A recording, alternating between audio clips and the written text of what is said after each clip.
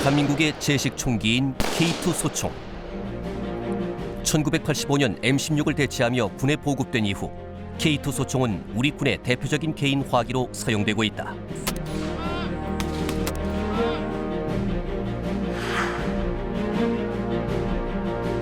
그러나 2000년대 들어서도 여전히 일선에는 M16 소총을 장비하는 곳도 적지 않다. 많은 병사들이 소지하는 제식 소총을 한꺼번에 교체하는 데는 복잡한 절차와 만만치 않은 비용이 필요하기 때문이다.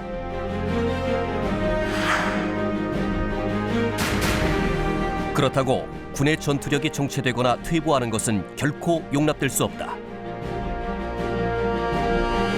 그런데 제식 소총의 교체보다 훨씬 간단하게 화력을 증강시키는 방법이 있다. 바로 새로운 기능과 더 막강한 화력을 갖춘 탄약을 개발하는 것이다. 현재 K2 소총에 사용되는 탄약은 5.56mm의 KM193탄과 K100탄. 두 탄약 모두 일반 소총탄이지만 그 위력은 큰 차이를 보인다. K100탄은 회전력을 높여 기존의 탄약보다 유효 사거리를 연장했으며 탄두의 무게를 늘려 명중률까지 높였다.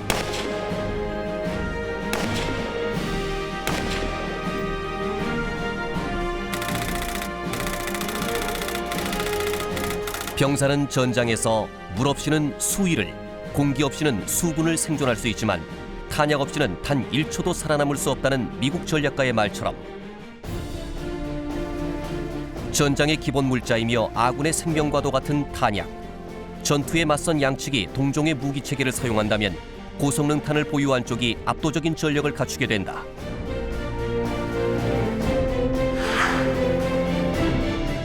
꾸준한 연구 개발로 21세기 미래전의 주역이 될 세계 최고의 정밀 탄약을 생산하기 위해 불철주야 노력하는 대한민국 탄약 개발사. 그 주역들에게 생생한 이야기를 듣는다.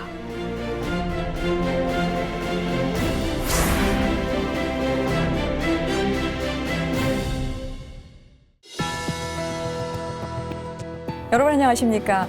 첨단 국가의 초석 방위산업의 라미경입니다. 오늘은 지난 시간에 이어 우리나라의 방위산업의 탄약 개발사에 대해서 이야기 나누겠습니다. 함께 하실 네 분 소개합니다. 먼저 전 국방과학연구소장과 발칸포 개발 프로젝트 매니저를 역임하신 황혜웅 박사 나오셨습니다. 황혜웅입니다. 반갑습니다. 역시 국방과학연구소에서 근무하시면서 수많은 탄약을 개발해 오신 이진범 박사 자리하셨습니다. 이진범입니다. 탄약을 생산하는 방위산업체죠. 주식회사 풍산의 정순집 상무 나오셨습니다. 안녕하세요. 정순집입니다. 마지막으로 월간 볼레틴의 홍희범 편집장 함께 하시겠습니다. 예, 안녕하십니까? 다들 시간 내주셔서 고맙습니다. 황 박사님, 이제 우리 지난 시간에요. 이제 번개 사업을 통해서 몇 가지 이제 탄약들이 시제품으로 나와서 이제 개발된 부분까지 그 이야기를 나눴습니다. 다른 무기도 마찬가지지만요. 그 다음 단계가 이제 양산이라고 하는 과정을 이제 거치게 되는데요. 번개 사업 이후에 우리나라가 본격적으로 이 탄약을 개발하고 생산하기 시작을 했거든요. 그 과정을 조금 듣고 싶은데 말씀해 주시죠. 예, 풍산은 지금은 풍산이라고 하지만 처음에는 풍산금속이라는 회사명을 갖고 있었습니다. 1968년 10월 달에 창립이 됐고 이 창립된 회사는 탄약을 생산하기 위해서 설립된 것이 아니고 뭐 탄약과 관련되는 소재 또 뭐 유사한 소재를 생산하는 회사였습니다. 풍산금속은 설립이 된 다음에 그 다음에 신동공장이라는 것을 준공을 합니다. 그 다음 해에는 소전 생산업체로다가 조폐공사로부터 지정을 받았다 하는 얘기도 나옵니다. 이게 이제 그 신동이다 소전이다 하는 것이 탄하고 관련이 있습니다. 조금 더 자세히 설명을 드리면은 신동이라는 것은 구리 또는 구리를 합금을 한 그런 재료를 가지고 금속 재료를 가지고 가공을 해서 판을 만들거나 관을 만들거나 또는 뭐 봉을 만들거나 아니면 선을 만드는 작업을 신동이라고 합니다. 동을 늘린다 그런 뜻입니다. 소전이라는 것은 얼핏 우리 동전을 생각하시면 좋겠습니다. 근데 동전의 모양을 하나도 새기지 않은 원자재. 그러니까 그 형태는 뭐 동전하고 같지만은 아무런 글씨가 써 있지 않은 재료를 소전이라고 부릅니다. 이러한 소전도 재료는 구리가 또는 구리 합금으로 되어 있기 때문에 구리와 관련이 있습니다. 이 얘기는 탄약하고 어떤 관계가 있냐면 탄약에 탄피라는 게 있습니다. 이 탄피는 황동이라는 재질을 씁니다. 근데 황동은 구리하고 아연의 합금입니다. 물론 비율을 여러 가지 있겠습니다만은, 그러니까 풍산금속이 탄약을 생산하는 업체로 받은 것은 신동공장 또는 소전 생산업체로 지정받는 얘기, 이런 것들이 다 이루어진 상태에서 탄약 생산 공장으로 다 지정을 정부에서부터 받습니다. 그래서 1973년, 그러니까 풍산금속이라는 회사가 설립된 지 5년 만에 안강에다가 탄약 공장, 생산 공장을 준공을 하게 됩니다. 본격적으로 탄약을 생산을 시작을 하게 됩니다. 긴 과정 이렇게 풍산은 발전을 해왔고, 또 한편으로는 한국화약이라는 회사도 있었습니다. 설립된 것은 1952년도에 설립이 돼서 우리나라 화약에, 민수용 화약에 많은 부분에 기여를 했고 생산을 했고 산업에 공급을 해주었습니다. 특히 건설 현장에서 쓰여지는 모든 폭발 화약은 한국화약에서 공급을 했다고 해도 과언이 아니겠습니다. 이 한국화약은 지금은 한화라는 이름을 가지고 있습니다만은 1974년도에 정부로부터 방산업체 지정을 받습니다. 그래서 지금의 풍산과 지금의 한화는 73년, 74년에 방산업체로 지정을 받고 공식적으로 탄약을 생산하기 시작을 합니다. 이것이 우리나라에서 이제 민수 공장에서 탄약을 생산하는 첫 사례가 되겠습니다. 예, 알겠습니다. 첨단 국가의 주석 방위산업은요, 우리나라의 방위 산업에 대해서 이야기를 나누는 프로그램입니다. 그렇기 때문에 지금 당연하게 이제 최전방에서 일하고 있는 방산업체에 대해서 무엇보다 중요하게 지금 생각을 하고 있는데요. 이 박사님, 우리나라의 탄약과 관련된 이 방산업체 어느 정도 있습니까? 많으면은 이제 풍산하고 한국화약이 이제 주업체로 되어져 있는데, 지금 황 박사님이 얘기한 거에 더 추가를 하면은 왜 풍산이 탄약 전문 업체로 됐느냐? 제가 알고 있는 에피소드는 유찬호 회장이 이제 박정희 대통령을 만났을 때 박정희 대통령이 너 동만 뭐 가지고서 만들지 말고 탄약을 할 전문 업체를 한번 해봐라, 이렇게 지시를 내렸답니다. 그래서 거기에 유찬호 회장이 그걸 받아들여 가지고 안강에다가 공장을 만들어서 정말 탄약 전문 업체로 그렇게 키워보겠다 하는 그런 원대한 꿈을 갖고, 그전에는 뭐 소전 만드는 동학구만 그것만 해가지고 동전 만드는 데 갖다 주고, 그리고 육군 조병창 거기에서는 이제 소규용 탄약 만들지 않습니까? 거기에 원료를 갖다 대는 걸 말했어요. 그랬더니 소규용만 할 것이 아니라 우리가 이제 대파를 만들어야 하는데 중대공용을 전부 다 해야 되는데 전문 업체로 키워봐라, 이렇게 지시를 받았다는 얘기가 있었습니다. 그래서 정말 사명감을 갖고 영리를 따지지 않고, 그래서 안강에다가 공장을 74년도에 설립을 해가지고 지금은 이제 풍산금속하고 한국화약하고 부산에 있는 삼양, 우리가 이제 업체를 구분할 때 화공품이 이렇게 많고 추인제 만들고 화약 만드는 거는 한국화약, 메탈 파트를 해서 완성품을 발사탄하는 거는 그거는 풍산, 부산에 있는 삼양화학은 특수탄, 화학탄 같은 거, 그걸 위주로 그렇게 업체를 구분해서 개발에 참여토록 하고 그렇게 수행을 했습니다. 예, 이제 두 분 말씀 들어보니까 이제 풍산과 하나의 주요 제조업사를 중심으로 해서 이제 계열사나 밑에 이제 더 많은 부품 업체가 있는데요. 그 중에서도 이제 손꼽을 만한 것이 이제 풍산인데요. 바로 이제 오늘 풍산의 정순집 상무께서 자리를 하셔서 이제 몇 가지 여쭙겠는데요. 보통은 이제 이 방위산업체로 이제 지정이 되는 것은 국가에 의해서 이제 지정이 되는데요. 풍산 같은 경우에는 이 방위산업 시작이 좀 다른 경로로 시작이 됐다면서요? 어떻습니까? 풍산의 경우는 일반 방위산업체가 지정받는 그 경로와 약간 틀린 경로로 받은, 그러니까 출발이 조금은 특이하다고 이렇게 말씀드릴 수 있습니다. 사실 이제 풍산의 방위산업은 풍산그룹 그 창업주인 고 유찬우 선대회장 그 신념으로부터 시작됐다고 얘기할 수 있습니다. 예. 부국강병의 길이 방위산업이다라는 그런 신념 하에 이제 방위산업의 길에 접어들게 됐습니다. 자주국방의 길을 개척하겠다는 그런 국가관, 이 또한 이제 풍산 방위산업 출발의 또 다른 축이 되었다 할 수 있습니다. 그래서 이러한 신념을 바탕으로 이제 1968년 이제 풍산이 창립된 이래 1970년 경제공업화를 위한 5대 핵심 공장으로 지정이 됩니다. 최초의 이제 방위산업에 진출하게 되었고 1973년도에 안강공장을 완공하면서 본격적으로 이제 방위산업을 시작하게 됐죠. 그 이후에 이제 1982년에 부산에 육군 조병창이 있습니다. 그 조병창을 민영하는 과정에서 풍산이 인수하고 동네 공장으로 소구경 전문 공장으로 운영을 하게 됐습니다.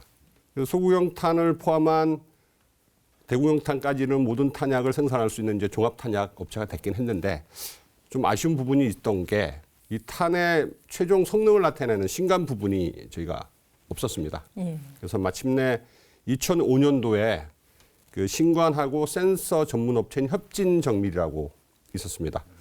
협진정밀을 풍산이 인수를 하면서 명칭을 풍산 FNS로 바꾸면서 저희 풍산의 계열사로 편입이 됐죠. 예, 그렇군요. 지금 이제 그 다른 방산업체랑 좀 다르게요. 또 우리가 지금 그 유찬우 창업주의 고유 철학을 갖고서 이제 시작을 했다라고 이제 말씀을 주셨어요. 이제 말씀 중에 1973년도에 경주에 있는 거죠. 이제 안강 종합 탄약 공장을 이제 짓게 되는데요.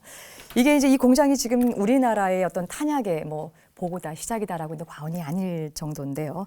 당시 이런 공장을 세우게 된 배경 어디에 있습니까? 그 경북 안강이라는 곳은 그 한국 정쟁 당시에 국군 최후의 저지선이었습니다. 격전지였고 어떻게 보면 호국 정신이 깃든 곳이죠.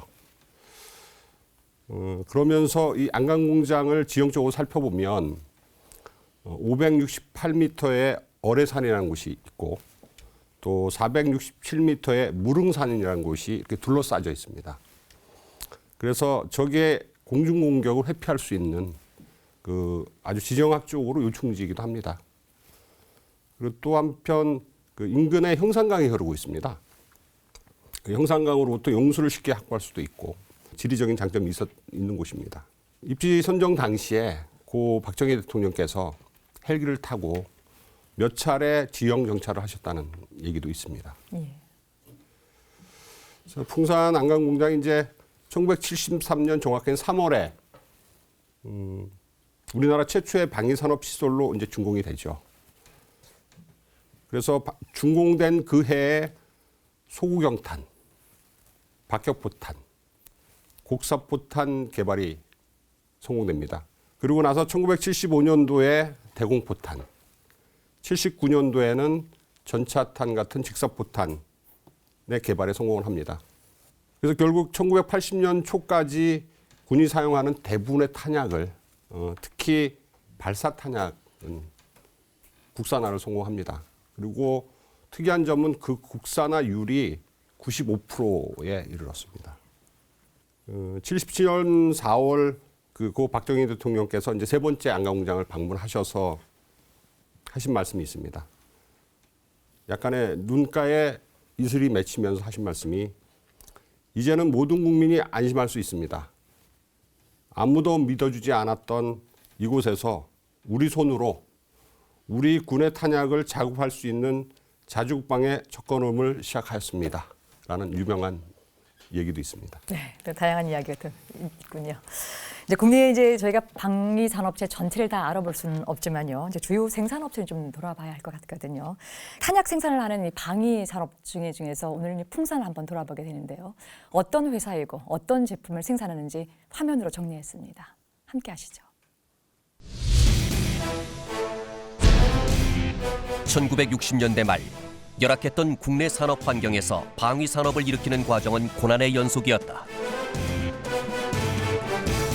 전투 무기 중 개발이 가장 용이하다고 평가받는 분야가 탄약이었지만 그마저도 주재료인 동과 화약을 만드는 기술력이 미약했다.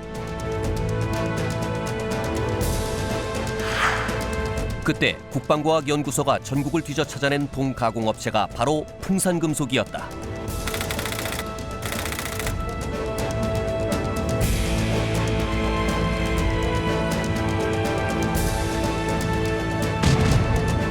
(1970년) 정부로부터 경제공업화 5대 핵심 업체로 지정된 풍산은 1973년 안강 종합 탄약 공장을 준공하며 본격적으로 방위 산업에 진출했다. 그리고 1982년에는 부산에 육군 조병창을 인수해 동래 공장을 설립, 소구경 탄약 생산 설비까지 구축했다.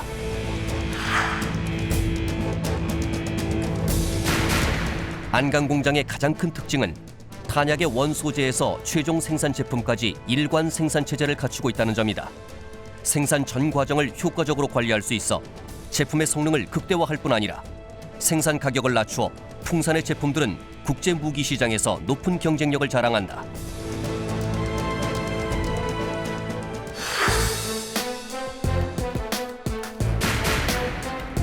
(1975년) 국내 최초로 M1 소총 탄약을 필리핀에 수출한 것을 시작으로 2008년에는 방산 수출 1억 달러를 달성한 풍산. 최근에는 탄약 생산에만 그치지 않고 탄약 생산 플랜트까지 수출해 또 다른 부가가치를 창출하고 있다. 화약의 주 원료를 비롯해서 40여 종의 추진 화약과 발칸포탄, 함포탄, 박격포탄, 전차포탄 등 군 탄약의 대부분을 생산하고 있는 풍산. 꾸준한 연구 개발과 개량을 통해서 탄약의 명중률과 사거리 그리고 관통력을 한 단계 끌어올리며 대한민국 자주 국방에 앞장서고 있다. 네, 이제 VCR에서 확인하셨던 것처럼요. 안강 종합 탄약 공장이 정말 탄약의 중심 기지로서 지금 화면에서 잘 정리가 되어 있는데요. 상무님, 좀 그렇다고 한다면 지금 안강 공장의 생산 능력 정도 어떻습니까? 안강 공장은 말 그대로 종합 탄약 공장입니다. 그래서 한국군이 필요로 하는 탄약, 권총탄, 소총탄, 대공탄, 전차탄, 함포탄, 곡사포탄, 전 탄종이라고 말할 수 있죠. 대부분의 탄약을 이제 안강 공장에서 생산하고 있습니다. 그리고 이제 최근에는 그 로켓탄하고 유도 무기의 탄두를 저희가 생산하고 있고요. 탄약에 소요되는 그 소재 구성품이라 할 수 있는 추진 화약, 물론 한국 화약하고 일부 품목이 나눠져 있습니다만은 추진 화약과 고폭 화약, 또 탄을 연발로 발사할 때 탄을 연결해주는 링크, 그리고 뇌관, 추진 화약에 불을 붙여주는 안에 부품입니다. 내관, 그리고 신관, 그리고 탄에 소요되는 금속 부품, 쉽게 말해서 탄두에 들어간 탄체죠. 이걸 금속 부품이라고 보통 통칭을 하는데, 그런 금속 부품 등 탄약에 소요되는 그 구성품도 안강 공장에서 바로 생산하고 있습니다. 제가 만약 시간을 더 드렸으면 뭐 계속 이제 오늘 프로그램 끝날 때까지 이제 말씀하실 것 같은데요. 혹시 이제 풍산의 탄약 생산 라인 중에서 뭐 아주 독특하게 갖고 있는 특징이나 뭐 이런 부분들은 우리가 세계 유수의 방산 업체랑 비교해도 조금 견주어도 좀 뒤지지 않을 것 같다라고 하는 거 한 번 더 기회 드릴게 말씀해 좀 해보시죠. 감사합니다. 예. 그 풍산 탄약 생산 라인의 가장 큰 특징 내지는 자랑거리 할 수 있는 것은 한 공장에서 소재부터 부품으로 시작해서 완성탄을 충전하고 조립하고 포장하는 것까지 모든 생산 요소를 수직 계열화해서 일관 생산 체제를 갖추었다는 것입니다. 대부분의 탄약 업체들은 외부에서 부품을 사오는 부품을 생산하는 업체, 완성탄을 조립하는 업체가 따로 보통 나눠져 있습니다. 풍산의 경우에는 그 모든 것을 한 곳에서 수직 계열화시켜서 하는 그 특징이 있고요. 또 하나는 시험 평가하고 품질 보증 경우에도 자체 시험장으로 해결할 수 있는, 한마디로 얘기하면 논스톱 생산 시험 체계라고 할 수 있는 체계를 가지고 있죠. 사실은 이 경우에 전 세계 어느 나라에도 이런 시스템을 가진 업체는 없습니다. 자랑할 만한 거리고요. 또 하나 자랑거리는 로봇을 활용한 시스템이 2008년부터 본격적으로 도입이 돼서 이건 무슨 자동차 조립 라인이냐 할 정도로 로봇화가 많이 돼 있습니다. 그리고 최근에는 방산업체 최초로 TPM이라고 그래서 Total Productive Maintenance, 한국말로 해석하기는 좀 어려운데 이를 도입해가지고 생산 효율을 증대시키고 로스 감소시키고 환경 개선을 굉장히 깨끗하게 해서 외국 바이어들이 오고 이게 탄약 업체 맞냐 할 정도로 굉장히 클린하게 돼 있는 특징 내지 자랑거리가 있습니다. 근데 이제 홍익범 편집장님, 지금 이제 풍산이 지금 정상님 말씀대로라고 한다면 우리가 이제 세계에 내놔도 견줄 수 있을 만큼의 지금 이제 실력으로 왔을 것이라는 생각이 드는데요. 우리가 이번에 이제 풍산하지만 다음 차례에는 다른 방산업체의 탄약에 관련된 부분을 이제 다룰 텐데요. 우리나라 이 탄약 제조사들이요, 북한과만 견주어 보고요. 또 세계 선진 이 방산업체들과 비교해 봤었을 때 정말 우리가 정말 우수하다라고 얘기해도 될 만큼 되는지 어떻습니까? 근거가 좀 있습니까? 이건 이미 비교할 대상 자체가 벗어난 상태고 일본하고 비교한다고 해도 우리가 제가 보기엔 전혀 뒤떨어지지 않고 어떤 면에서 오히려 앞섭니다. 실제로 한 예가 있는데 2010년에 일본이 차세대 전차를 발표를 하면서 이게 좀 사람들이 놀란 게 막상 차세대 전차라고 했는데 주포는 기존에 쓰던 거하고 큰 차이가 없는 포를 설치를 했습니다. 근데 일본 쪽에서 하는 설명이 비록 포신은 길이가 똑같지만 구경하고 길이는 똑같지만 우리는 훨씬 성능이 우수한 신형 포탄을 쓸 수 있게 했기 때문에 이게 굳이 포신을 길게 할 필요가 없었다라고 막 자랑을 했습니다. 그런데 정작 발표한 포탄의 위력을 보니까 지금 국군이 쓰고 있는 현형 포탄보다 약간 떨어져요, 오히려. 그러니까 그만큼 우리나라가 어떤 면에서는 일본보다 앞선 면도 있을 정도로 이 기술이 발달한 상태입니다. 아, 그렇군요. 우리가 우수함을 이제 인정해도 될 것 같습니다. 계속해서 같은 질문 이제 우리 이 박사님께도 좀 드려볼 텐데요. 박사님께서 이제 ADD에서 탄약 관련돼서도 근무도 하시고 또 이제 퇴직 후에는 풍산에서도 또 잠시 근무를 하신 걸로 알고 있습니다. 여기서 궁금한 게요. 우리나라들의 탄약 업체들에서 근무하는 인재들의 기본적인 열정, 또 아이디어 이런 부분은 어떻게 평가해 볼 수 있을까요? 73년서부터 풍산을 안강공장 건설할 때서부터 제가 드나들었기 때문에 중요한 거는 풍산에서는 발사탄을 만들때 신관은 국제정과에서도 사가져와야 되고 또 대우전자에서도 사가져와야 되고 추진화학은 한국화에서부터 사가져와야 되고 그러니까 풍산은 자기네가 LLP 해봤지만 이거 조병계약을 할 것 같으면 반은 다른 업체가 다 가져가는 거다 이게. 외부에서 이렇게 부품을 또는 내용물을 받아가지고 한다는 거는 나중에 문제 났을 때 서로 책임 문제가 있습니다. 그래서 일괄적으로 풍산 중심으로 그렇게 하라고 이제 국방부 사이드에서 이제 결정이 돼가지고 그래서 트리플 베이스만 추진 화약은 풍산에서 생산할 수 있는 시설을 갖췄습니다. 국방부하고 AD하고 협의해서 결정한 건 참 제가 생각해도 그때 참 잘한 거라고 생각을 합니다. 네, 알겠습니다. 황 박사님도 이제 평가 문제 관련된 부분인데요. 이제 탄약 관련 방산 업체들이요. 초창기 시작할 때는 이제 중화학공업을 같이 우리나라의 산업 발전과 더불어서 시작이 됐지 않겠습니까? 그로 시작해서 지금은 40여 년이 흘렀고요. 탄약 관련 방산 업체들이 이제 굉장한 기술을 축적해 가면서 지금 이제 풍산의 예를 들었던 것처럼 이게 성장해 왔습니다. 이제 그런 것들이 이후 우리 한국 산업 환경에 어떤 영향을 미쳤을까요? 돌이켜 보면은 역설계하고 생산하고 한 그 시절에 고 박정희 대통령께서 끌고 나갔던 이념이 뭐냐 하면은 방산은 중화학공업을 일으키는 기초가 되고 중화학공업은 방산을 중심으로 해서 커간다 하는 그러한 정신. 이게 이루어져 왔다고 저는 생각을 합니다. 그 당시에 그러한 개념은 성공을 했고 그것은 어떻게 보면은 우리나라를 이만큼 발전시키는 원동력이 됐다. 꼭 두 회사뿐만 아니라 다른 회사에도 다 영향을 미쳤다. 저는 그렇게 생각을 합니다. 예.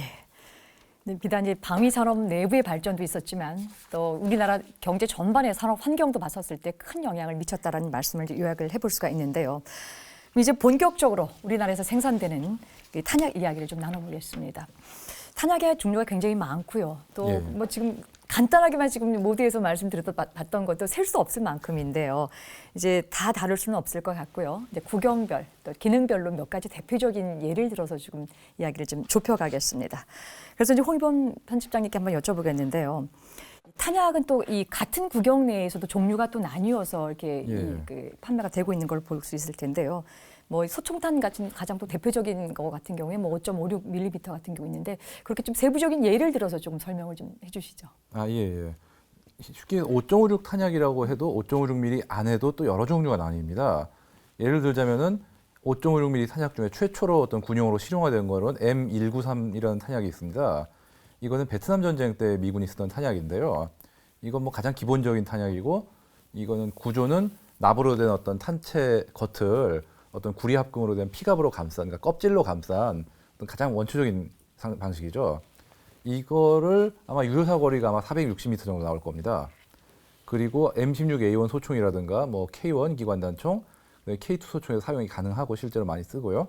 그런데 이 M93 탄약을 쓰다가 이제 80년대 초반에 이게 나토 표준 탄약이라고 5.56mm 탄약이 새로 나옵니다. 이게 벨기에 FN사에서 개발한 SS109라는 탄약인데요. 원래 이건 그 미님이라는 경기관총에 쓰려고 개발을 했다가 성능이 좋아서 소총탄으로도 사용을 확대한 그런 케이스입니다.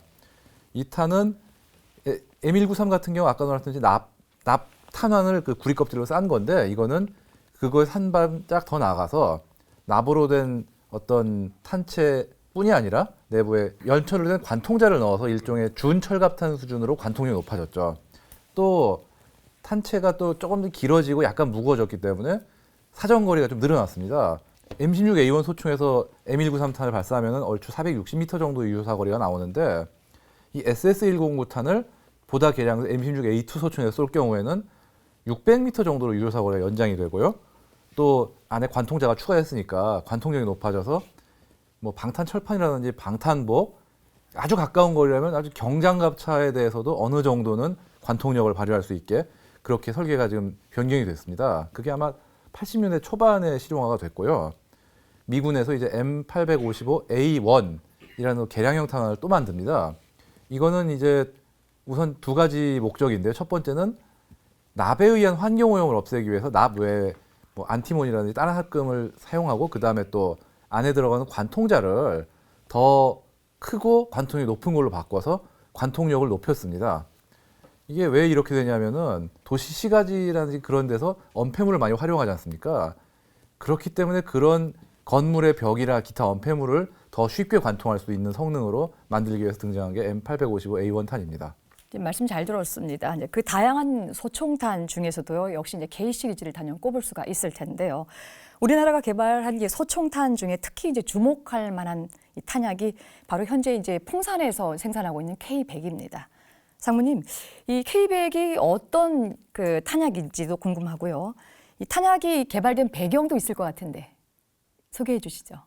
1980년대 초에 그런 측면에서 한국군에서도 그런 증대된 탄약의 수요가 생기게 됐고 그게 때마침 미국에서 M855 탄이라는 명칭으로 이제 생산이 되고 있어서 이거는 국방부에서 직접 업체에 지시를 했습니다. 이런 탄을 개발해 달라. 그래서 개발이 됐고 이 안에 이제 철심이 들어 있는데 그 철심으로 인해서 속도가 초당 915m 정도 날아갑니다. 그 기존 탄 대비해서 속도가 한 20% 이상 증대가 됐습니다. 속도가 증대됐다는 것은 관통력 증대를 의미합니다. 속도가 빠른 그 에너지를 가지고 관통력을 증대시켰는데 이게 유효 사거리를 600m에다 놓고 관통 시험을 했을 때 철판 3.45mm를 뚫습니다. 굉장히 강력한 탄이라 할 수 있습니다. 그리고 관통력은 세졌는데 정확도가 떨어지면 문제가 되는데 정확도 측면에서는 무게가 좀 무거워짐으로써 비행 안정성을 가져왔고, 그래서 그 산포 수준이 550m에 쐈을 때 200mm, 그러니까 20cm 정도의 산포에 들어가는 정도의 정확도입니다. K100은 현재 그 국내 소총탄의 대표탄으로 현재 자리 잡고 있습니다. 예, 알겠습니다. 이 관통력 또 이 정확도 다 이제 높게 지금 평가를 좀 해주셨고요. 이번에 이제 5.56mm 말고요. 이제 구경이 조금 이제 큰 거를 이제 한번 좀 살펴봐야 될 것 같은데요. 역시 이제 우리 홍희범 편집장님께 예. 여쭤볼 텐데요. 우리나라 이제 안보 환경상요, 이 발칸포의 이제 중요성이 점점 또 높아지고 있고요. 또 그런 부분에 있어서 지금 이 발칸포에 관련된 그 많은 부분들이 이제 집중되어 있고 이제 여기에 관심을 두고 있는데 이 발칸포 특징, 위력 어떻습니까? 예, 예. 이 발칸포탄도 결국 20mm 구경의 기관포탄인데 원래 미군이 사용하던 그 탄약을 우리가 국산화한 탄약입니다. 일단은 유효 사거리는 발칸포에 쐈을 때 대략 2km 정도가 나가고요. 그다음에 이거는 격발을 전기식으로 하는 걸로 알고 있습니다. 그다음에 목표에 맞았을 때는 뭐 충격신관에 의해서 폭발하는 뭐 그런 고폭탄이고요. 작은 수류탄 정도 위력이 나옵니다. 그리고 이거는 대공탄약이라 자폭 기능이 있습니다. 그러니까 일정한 시간 이상 날아가다가 만약 목표에 안 맞았다 그러면 자폭을 해버리는 거죠. 서울 시내에서 이 발칸포탄이 발사된 적이 있는데 항로를 이탈한 비행기가 시내에 들어와가지고 발칸포탄으로 경고사격을 한 적이 있습니다. 그때 꽤 많은 탄이 발사가 돼가지고 지면에도 떨어지고 뭐 차량도 파손하고 그랬는데 다행히 인명 피해는 아주 경미하게 끝난 걸로 알고 있습니다. 그게 만약에 자폭 기능이 없었으면은 뭐 엄청난 사태가 나는 거죠, 진짜. 지금 바로 이제 한국형이 발칸포탄을 만드신 분이 지금 이제 우리 이 박사님 옆에 이제 앉아 계시는데요. 네, 그 당시 보게 되면은 지금처럼 이렇게 좋은 환경도 아니었고요. 여러 가지 이 열악한 환경이었는데 이 그 발칸포탄 개발하는 과정 뭐 기억나시는 부분들 좀 말씀해 주시죠. 포도 그렇고 탄도 그렇고 엄밀히 치수 관리를 철저히 해야 된다 이런 걸 느껴서 저희는 이걸 풍산에다가 면허 생산토록 개발 시험에서 여러 가지 문제점이 생겼으니까 면허 생산토록 그렇게 촉구를 해서 매스 프로덕션 양산할 때는 면허 생산토록 해서 품질 보증이 완벽한 것으로서 그렇게 생산 조변이 되어지도록 그렇게 했습니다. 그 공군에서 이 탄을 그 훈련용으로 사용을 하는데 이게 도탄이 돼가지고 한 300-400m 뒤에 날라가지고 민가에 피해를 준다. 그래서 이걸 ADD에서 훈련용 연습탄을 도탄이 되지 않는 탄으로 좀 개발해달라.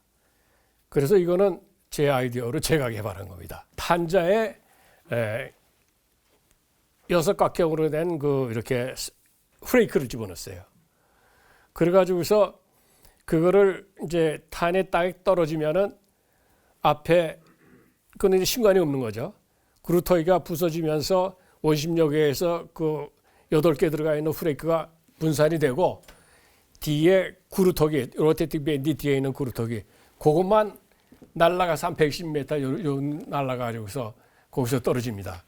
그래서 그거를 군 운용 시험에서는 광주에 있는 시험장 또 여주에 있는 시험장 거기를 이제 돌아다니면서 모든 시험을 해서 군이 만족을 할 수 있도록 그래서 군이 대만족을 했습니다.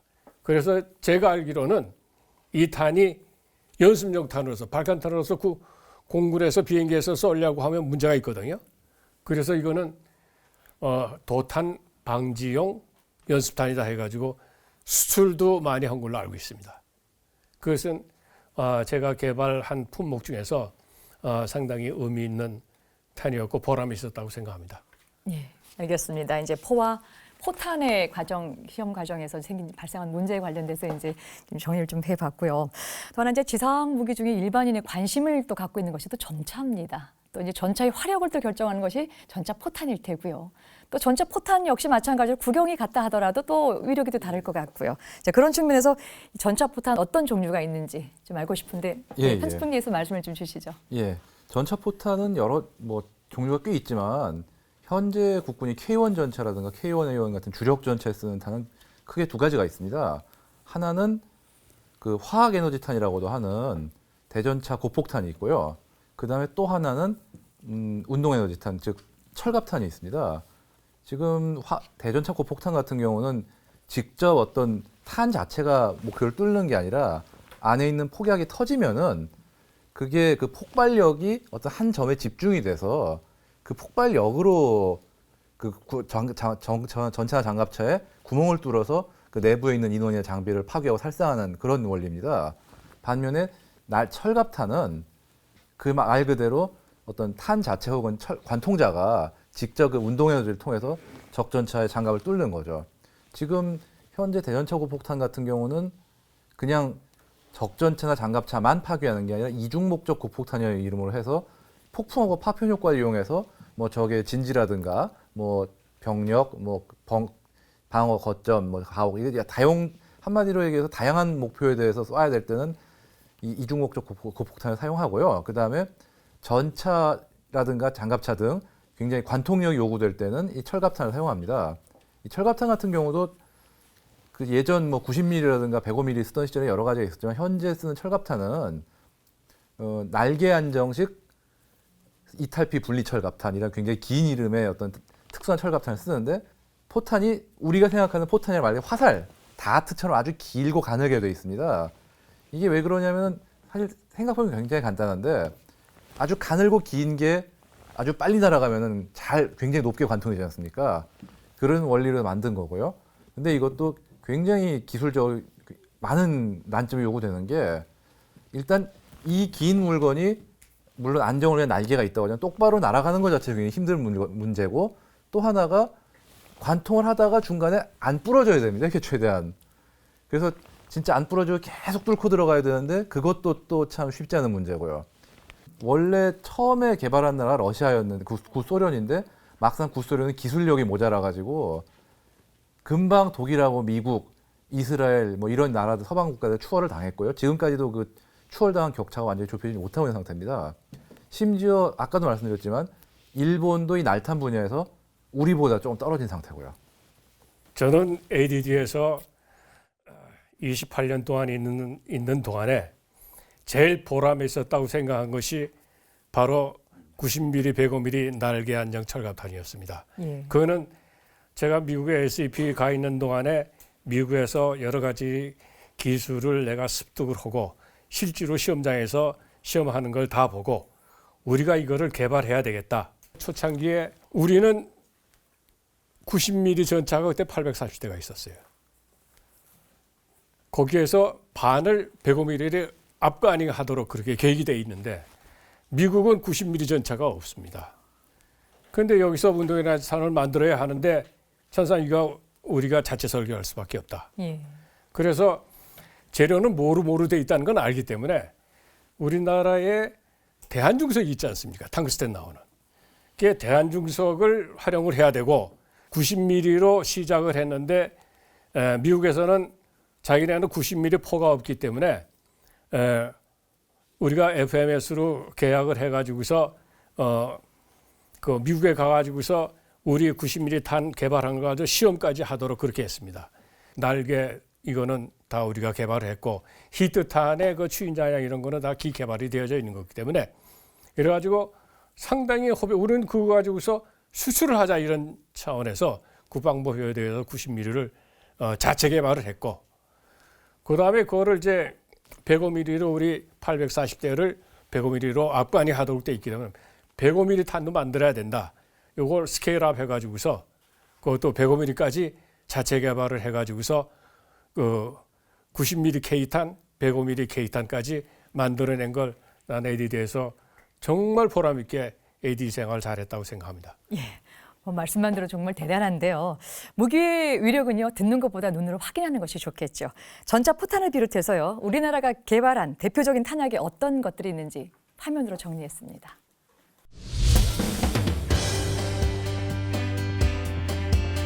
한반도 최고의 위협으로 꼽히는 북한의 포병 화력. 이에 대응하기 위해서는 초전에 적의 중심지를 타격할 수 있는 무기가 필요하다. 막강한 위력으로 적의 도발을 방어 응징하는 지상 전투 화력. 그 중심에 탄약이 있다.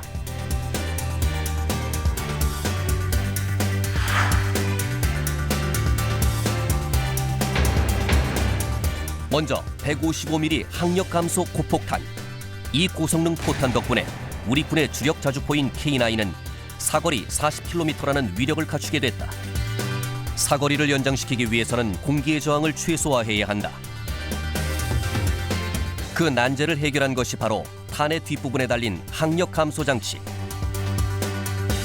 이 장치 덕분에 이전의 탄에 비해서 최대 30%까지 사거리가 증가했다.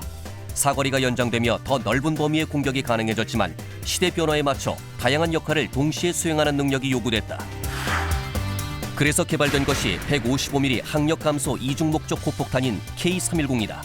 적의 전차 및 구조물을 파괴하는 동시에 병력을 살상하는 두 가지 목표를 함께 충족한다. 또 다른 대한민국의 명품 무기인 K2 흑표 전차. 최근엔 폴란드에 수출을 성사시키며 더욱 기술력을 인정받고 있다. K2 전차의 탄약 역시 세계 최고 수준의 명품으로 유명하다.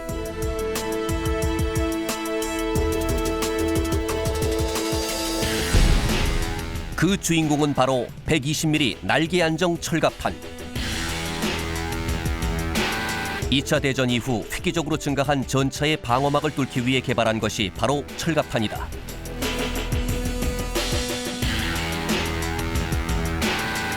탄약 안에 관통자를 표적에 명중시켜 최종적으로는 적 전차의 장갑을 뚫고 파괴시키는 구조다.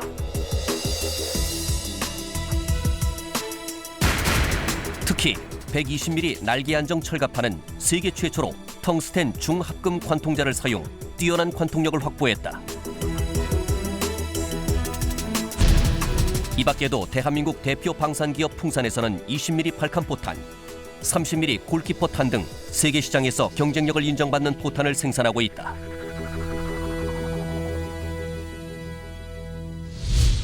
이제 VCR 이제 잘 보셨겠죠. 이제 각종 신기술로 발전된 탄약이요. 이제는 미사일까지 넘본다라고 하는 얘기까지 있습니다. 아마도 이제 그만큼 이 사거리와 파괴력이 이제 높아졌기 때문에 그런 얘기가 나올 것 같은데요. 이와 관련해서 이제 대한민국의 기술력과 우리 국산 탄약의 이 성능이 어느 정도인지 좀 알고 싶은데요. 여기 이제 풍산에서 우리 정상훈님께 여쭤보겠는데 어떻습니까? 기술력은 세계적인 수준이 분명히 맞습니다.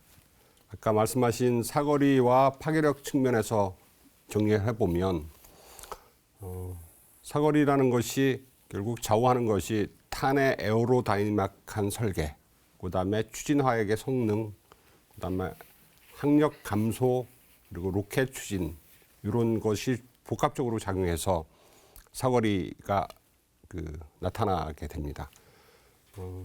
최근에는 국내에서 현재 로켓 추진 기관과 항력 감소를 복합한 복합 추진탄이라는 것을 현재 개발하고 있습니다. 파괴력 측면에서 보면 파괴력을 나타내는 요소는 결국 탄두에 충전된 폭약의 성능하고 그리고 얼마나 정확하게 들어가느냐로 나눠볼 수 있습니다. 충전 폭약에 대해서는 현재 과거의 그 TNT처럼 단일 화약에서 지금은 복합 화약으로 바뀌어가고 있습니다. 복합 화약으로 바꿈으로써 폭발 에너지를 더 증대시켜서 파괴력을 더 증대하는 것인데 복합 화약 기술은 특히 ADD 중심으로 개발이 활발히 진행되고 있고 이것은 선진국하고 거의 대등한 수준이라 볼 수 있습니다. 정확도 측면에서 보면 탄약 자체가 갖는 정확도는 선진국 수준인데 이 탄약에도 이제 정밀 유도를 해야 된다는 이런 동향이 있습니다. 탄약에도 GPS나 INS나 이런 걸 붙여서 미사일처럼 유도를 하자라는 탄들의 개발들이 현재 각국에서 검토되고 있고 진행되고 있습니다. 그런 측면에서는 현재 미국이 선두주자인데 미국에도 엑스칼리버라는 155mm 정밀 유도포탄이 유일합니다. 그래서 이 분야는 저희가 선진국 수준에 조금 모자라지만 차이가 크지 않기 때문에 얼마든지 따라잡을 수 있는 분야다. 그렇게 설명할 수 있습니다. 예. 단연 사거리나 파괴력 부분에서도 세계의 어떤 선진 방산업체 또 탄약 부분에 있어서는 우월하다는 말씀을 좀 주셨는데요. 이렇게 듣는 가운데 벌써 이제 다 정리해야 될 시간이 또 다가왔습니다. 이제 마지막 마무리 발언들 간략하게 제가 좀 질문을 좀 드려볼 텐데요. 먼저 홍익범 편집장님, 지금 이제 탄약을 자체 개발하고 생산하는 것이 우리 군전력에 굉장히 이점이 있을 것 같은데요. 예. 우리 실질적인 예를 들어서 어떤 좀 이점이 있습니까? 간단하게 얘기하자면은 사실 군대에서 탄약이 제일 많이 소모되는 건 전투보다는 훈련입니다. 뭐 전쟁은 언제 날지 모르지만 훈련은 언제든지 하지 않습니까? 근데 우리가 탄약을 개발하고 생산하지 못한다 치면은 뭐 당장 육군 보병들 소총 사격하는 그 훈련탄도 수입을 해야 됩니다. 그러면은 이거 훈련 자체 정상적으로 진행이 힘들죠. 실제로 많은 후진국들이 소총탄도 다 수입에 의존하다 보니까 이런 필요한 훈련도 제대로 진행을 못 해가지고 병력들 자질이 뭐 형편없는 경우가 허다합니다. 한마디로 가장 기초적인 전력 단계부터 이게 효과적으로 진행이 안 되게 됩니다. 탄약이 생산이 안 되면은. 그뿐만이 아니고 아까도 말씀드렸지만 이제 군에서 같은 대포, 같은 총이라도 이게 어떤 탄약을 쓰냐에 따라 성능이 크게 차이가 나는데 만약에 이거를 모든 탄약을 수입한다 그러면은 뭐 해외에서 뭐 최첨단 뭐 개발된 게 있다. 최첨단 탄약이 만들어졌다. 그러면은 우리는 그거를 어쩔 수 없이 수입을 해야 되니까 외화 손실도 외화 손실이지만 우리가 원하는 어떤 타이밍과 기간에 전력화시킬 수도 없고 또 군에서 요구하는 성능을 맞출지 아닐지도 장담을 못 하고요. 특히나 이 탄약 같은 경우는 수입이 굉장히 힘듭니다.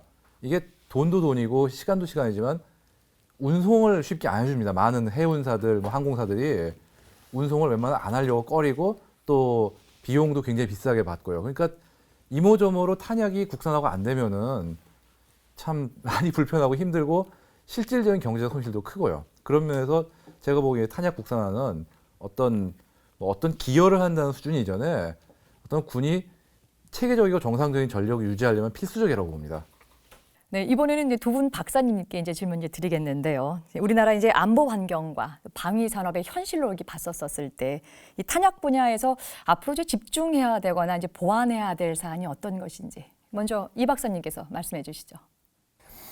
초창기에 우리가 이제 기술적으로 진짜 완벽한 그 운동에너지 전차탄을 만들었는데 정말 자랑스럽게 생각하는 것이 155mm DPICM입니다.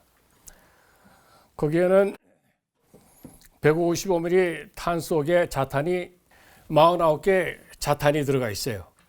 그것이 탄이 공중 날아가지고 그 이제 타임 세팅을 해놓으면 목표 지점에 한 40-50m 전에서 이게 뒤로 이거 분산이 됩니다. 그러면 그 탄이 회전을 하면서 분산이 되니까 상당히 넓은 에리아를 커버하면서 제가 그때 보기에는 한 축구장만한 에리아를 커버하면서 따위 떨어서 수류탄이 한 49개 터진다고 하면 그거 얼마 하겠어요. 그 지난번에 저쪽에 그 서해안 그때 했을 때 DPICM을 그때 했을 것 같으면은 그 저놈들 말에 거기 이제 포 쏘려고 하는 거 그런 걸 다 죽일 수가 있는 건데 DPICM 우리가 자랑할 만한 곡사포탄 중에서는 155mm DPICM이 참 자랑스러운 탄인데 그거를 그런 우수한 무기들을 그리고 우리 K9 자주포 훌륭한 포가 있는데 왜 거기에 그런 그 우수한 탄들을 왜 사용을 안 했는지 하는 거는 지금 이제 캐셔를 하고 있습니다. 안타깝게 생각하고 있습니다. 근데 우리 ADD 능력으로 또는 풍산의 그 우수한 제조 연구 인력으로서는 모든 탄이라도 우리는 선진국가 마음먹을 수 있는 그보다도 더 우수한 탄을 개발하고 생산할 수 있는 능력을 갖추었다고 자랑스럽게 얘기할 수 있겠습니다. 예, 알겠습니다. 이번엔 황 박사님께서 방위산업의 이제 원로로서 마지막 좋은 말씀 부탁드리겠습니다. 좋은 탄약을 갖기 위해서 군, 연구소, 생산하는 업체 그리고 정책을 담당하는 정책 담당자들까지 지속적으로 투자하고 시간과 예산을 투자를 해서 연구하고 개발을 해야 된다고 생각을 합니다. 그것만이 우리가 비교 우위를, 전력을 우위를 지킬 수 있는 길이라고 저는 생각을 합니다. 그런 점에서 조금 더 창의적이고 창조적인 인력들이 투입이 돼서 훌륭한 인재들이 투입돼서 더 좋은 탄약에서 더 좋은 탄약으로 발전시키도록 노력해 줄 것을 부탁을 드립니다. 자, 마지막으로 정 상무님께 여쭙겠는데요. 우리나라의 탄약 개발의 이제 생산과 또 책임을 지고 있는 이 방위 산업의 최전선에 있는지 풍산의 기업으로서 앞으로의 어떤 비전과 포부를 갖고 계시는지 말씀해 주시죠. 1975년 M1 소총탄을 최초로 필리핀에 수출했습니다. 2008년도 방산 수출 1억 불, 탄약 수출 1억 불을 달성합니다. 그리고 2006년부터 2010년 연속 5년간 국내 방산 수출 1위를 달성을 했습니다. 탄약을 통해서. 그 얘기는 탄약이 이미 세계적인 수준이 돼 있고 해외에서도 한국 탄약을 사가기 기다리고 있습니다. 최근에는 탄약 그 자체가 아니고 탄약 플랜트를 사가려고 기다리고 있습니다. 한국의 탄약 기술 자부심을 가져도 될 거로 저는 생각하고 있습니다. 이러한 탄약 기술을 바탕으로 저희는 탄약의 3대 목표가 있습니다. 보다 멀리, 보다 정확하게, 보다 위력적으로. 이 3대 목표를 분명히 가슴에 새기고 저희들이 그동안 닦아놓은 기술을 기반으로 해서 세계 초일류 기업, 보잉을 능가하는 초일류 기업이 되기로 굳게 항상 다짐하고 있습니다. 고 박정희 대통령께서 풍산항공공장을 방문하셨을 때 고 유찬우 선대회장께 이런 질문을 했습니다. 왜 이 어려운 사업을 하려 하느냐 했을 때 선대회장께서는 국가 상대의 방위산업을 통해서 돈 벌 생각은 없습니다. 그저 자주국방의 이익을 담당할 수만 있다면 큰 바람이 없겠습니다라는 대답을 했습니다. 풍산은 이런 사업보국의 이념과 철학을 바탕으로 해서 국가 방위산업의 한 축을 담당하는 자부심을 계속 유지하면서 한 우물을 계속 파나가겠습니다. 한편으로는 초일류 기업이 돼서 외화의 획득은 물론 그 나라의 국방의 한 축을 담당해 줌으로써 오는 민간 외교관의 역할까지도 수행하려고 각오하고 있습니다. 더 멀리, 더 정확히, 더 위력적으로 오늘 이제 탄약 개발사에서 말씀하셨는데 오늘 네 분 말씀 정말 감사합니다. 첨단 국가의 주석 방위산업, 지난 시간에 이어 2시간 동안 우리나라의 탄약 개발사에 대해서 알아봤습니다. 2시간 동안 워낙 다양하고 광범위한 범위이기 때문에 아직 못 다룬 부분이 많이 있습니다. 별도의 시간을 내서 따로 준비하겠습니다. 오늘 준비한 거 여기까지입니다. 끝까지 함께해 주셔서 고맙습니다.